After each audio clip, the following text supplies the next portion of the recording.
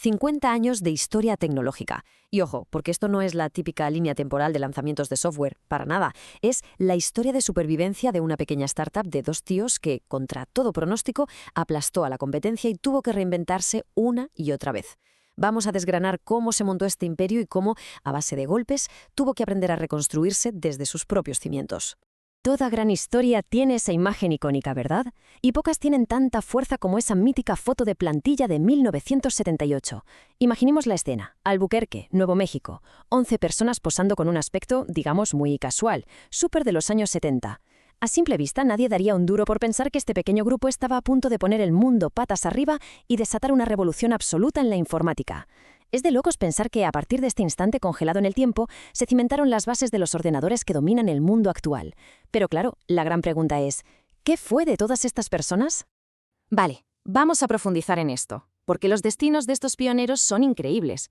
A ver, Bob O'Rear, por ejemplo. Este hombre era un matemático que literalmente estuvo en la sala de control de la NASA durante el aterrizaje en la Luna. Menudo currículum para una empresa que acaba de nacer. Y luego hay un detalle buenísimo sobre la foto. Falta Miriam Lubow. Ella era la secretaria, la pieza clave para mantener a todos organizados, pero no sale en la foto histórica simplemente porque una tormenta de nieve le impidió llegar ese día. ¡Qué rabia!, ¿verdad?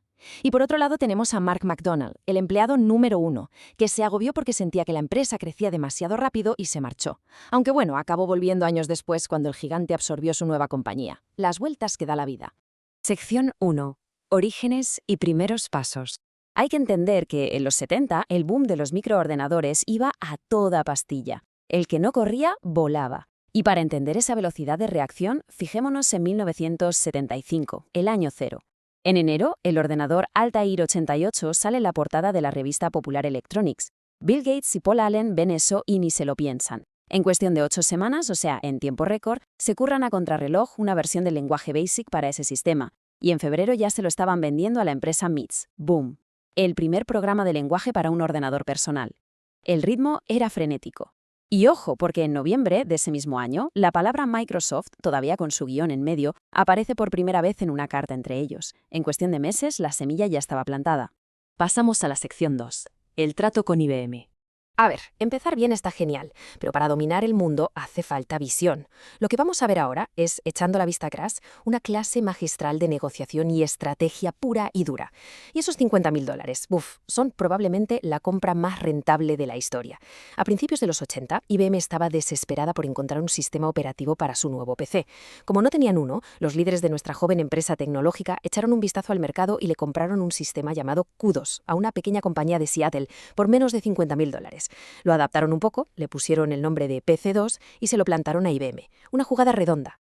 Bueno, lo que es realmente interesante de esta diapositiva es el choque brutal de expectativas. IBM, siendo el gigante intocable, pensaba, genial, un acuerdo rápido para tener software en nuestro hardware.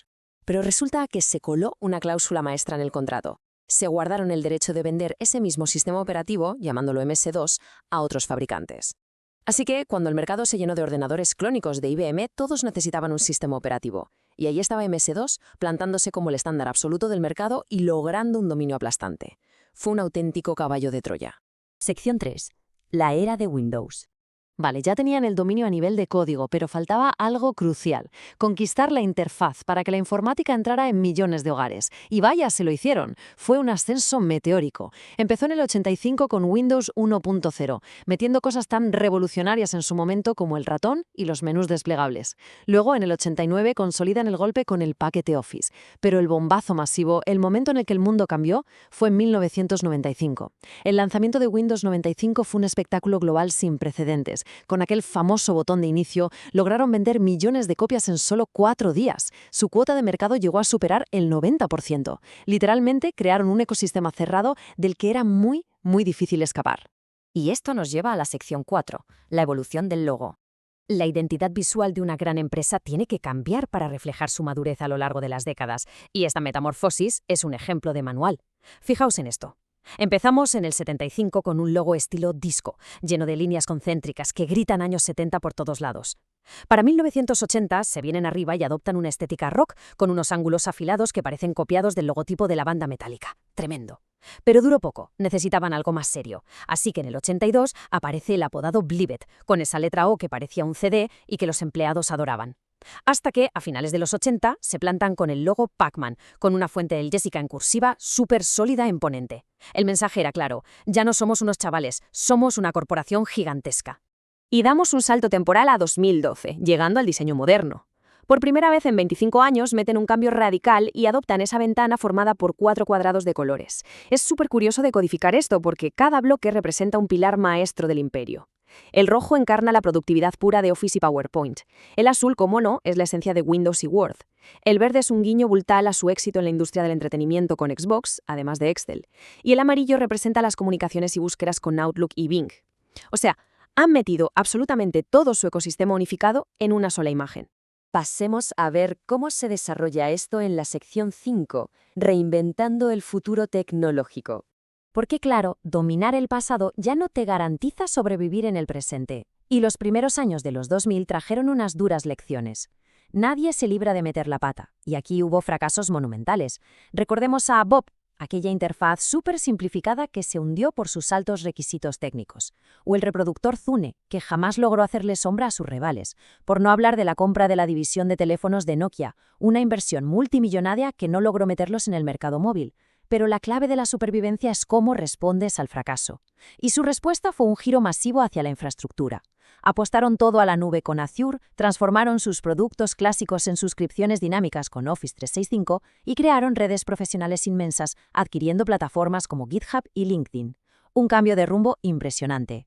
Y adaptarse en pleno siglo XXI no es solo sacar nueva tecnología, también es una cuestión ambiental. Mantener todo ese poder de la nube requiere una infraestructura física inmensa. Así que han tomado un compromiso verdaderamente agresivo: ser una empresa carbono negativo para el año 2030. Y atención a esto, que no significa solo reducir emisiones, sino eliminar activamente más carbono del que emiten mediante inversiones masivas en energías renovables y la modernización ecológica de sus centros de datos. Hoy en día, la supervivencia a largo plazo exige responsabilidad con el planeta. No hay otra opción. Lo que nos planta directamente en la frontera actual. El horizonte tecnológico está clarísimamente dominado por la inteligencia artificial. Lo que estamos viendo es un despliegue sin precedentes. Están sentando las bases de la próxima revolución con Azure Quantum, preparando el terreno para la computación cuántica. En el día a día ya estamos viendo la integración a lo bestia de la IA con los asistentes Copilot en todas sus plataformas. Y el golpe maestro, por supuesto, ha sido esa asociación estratégica multimillonaria con OpenAI, que ha posicionado toda la maquinaria corporativa justo en el epicentro de la nueva era de la inteligencia artificial. Lo cual nos deja con una reflexión fascinante. Si miramos atrás, desde aquella pequeña oficina en Albuquerque hasta los gigantescos servidores en la nube que tenemos hoy, es evidente que hay un ciclo incesante de victorias, crisis y adaptaciones de manual. Con la inminente llegada de su 50 aniversario, la pregunta queda flotando en el aire. ¿Todo este liderazgo absoluto en inteligencia artificial es la cumbre definitiva de esta entidad? ¿O estamos simplemente presenciando el primer acto de su próxima y audaz reinvención? Está claro que la tecnología no pisa el freno, y la capacidad de esta gente para sobrevivir, desde luego tampoco.